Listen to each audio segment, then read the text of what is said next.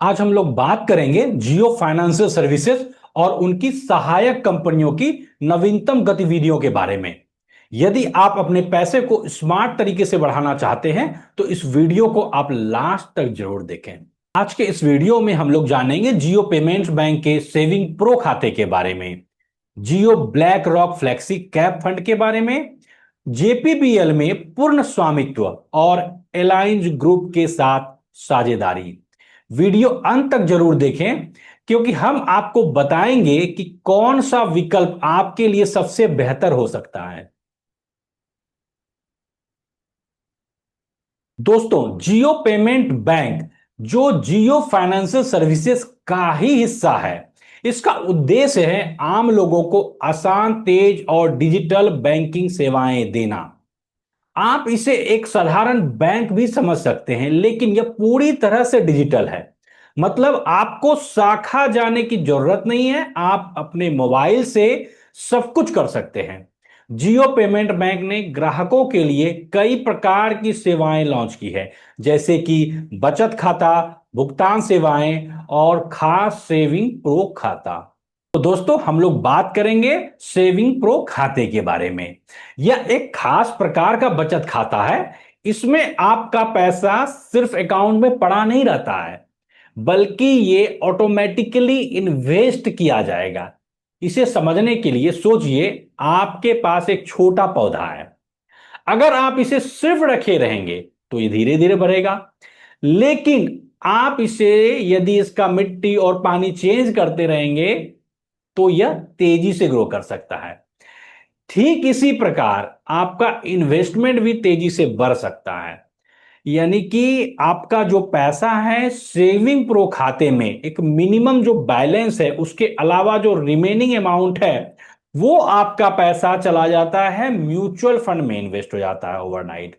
और जिसके वजह से आपको जो सेविंग बैंक का इंटरेस्ट मिलता, जो कि हम जानते हैं 2 से 3% का सेविंग बैंक का इंटरेस्ट रहता है, वहां से चला गया हमारा पैसा। कहां चला गया?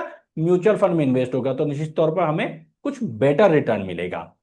लेकिन यहां पर हम ये बिल्कुल गलती नहीं करें समझने का कि हमें कोई गारंटेड रिटर्न मिलेगा। 6.5%, 7% बिल्कुल गारंटेड नहीं है, क्योंकि ये फिक्स डिपॉजिट है ही नहीं। रिटर्न मार्केट लिंक्ड है, मतलब पैसा डेट मार्केट, ओवरनाइट फंड या बहुत शॉर्ट टर्म इंस्ट्रूमेंट में लगाया जाएगा। आमतौर पर ऐसे अल्ट्रा शॉर्ट या ओवरनाइट फंड में अप्रोक्सीमेटली 3% से लेकर के 6-6.5% के आसपास का रिटर्न देखने को मिलता है। एग्जैक्ट फिगर डेली बदल सकता है, क्योंकि यह मार्केट यील्ड पर डिपेंड करता है। अब हम सेफ्टी और रिस्क की बात करें तो कंपनी इसे लो रिस्क ऑप्शन कह रही है, क्योंकि पैसे को बहुत शॉर्ट टर्म और हाई क्वालिटी इंस्ट्रूमेंट में इन्वेस्ट किया जाता है। प्रिंसिपल लॉस का चांस काफी कम हो जाता है, लेकिन 100% गारंटी भी नहीं है। अब हम बात करते हैं हिडन चार्ज का। तो यह बहुत अच्छा फीचर इसमें दिया गया है कि इसमें कोई भी एंट्री और एग्जिट लोड नहीं है, यानी कि विड्रॉ करने पर एक्स्ट्रा पैसा नहीं कटेगा। चलिए, अब हम लोग बात करते हैं कि कैसे काम करता है ये सेविंग प्रो अकाउंट।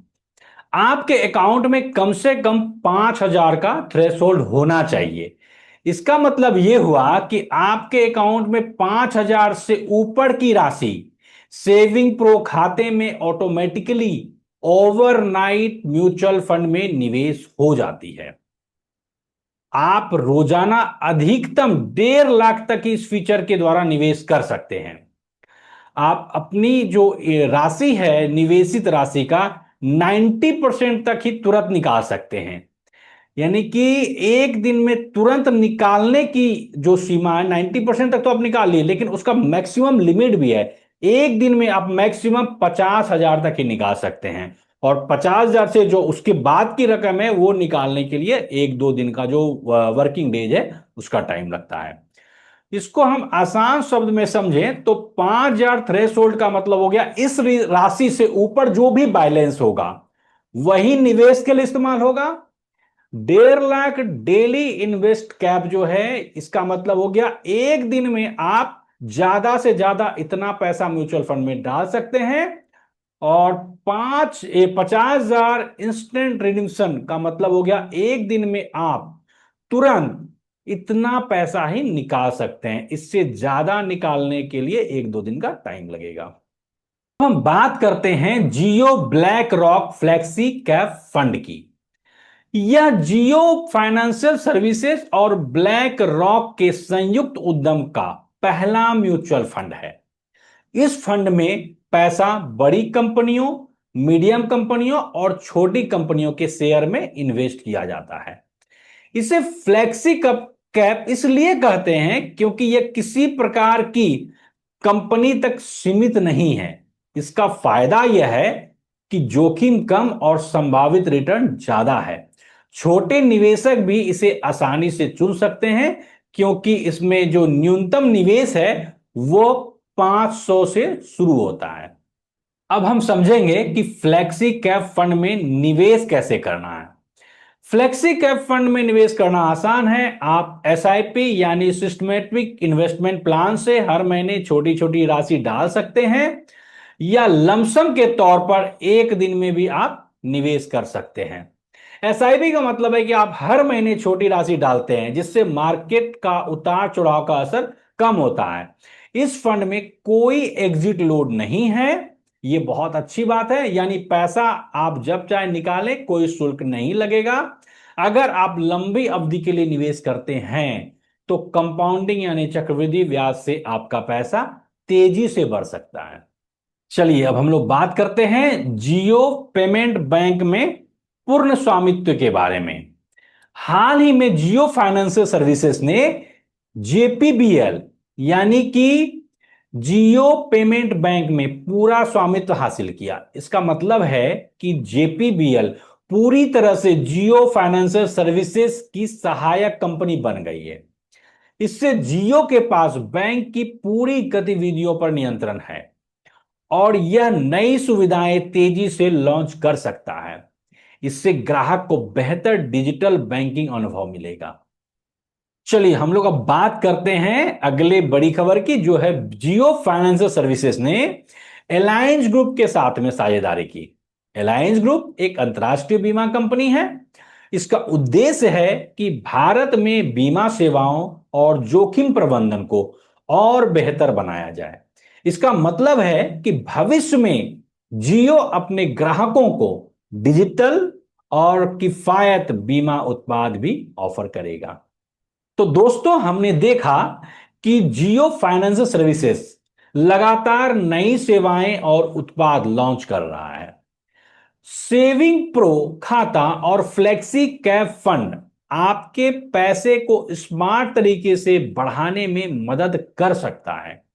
जेपीबीएल में पूर्ण स्वामित्व और एलायंस के साथ साझेदारी यह दर्शाता है कि जियो वित्तीय क्षेत्र में लगातार विस्तार कर रहा है।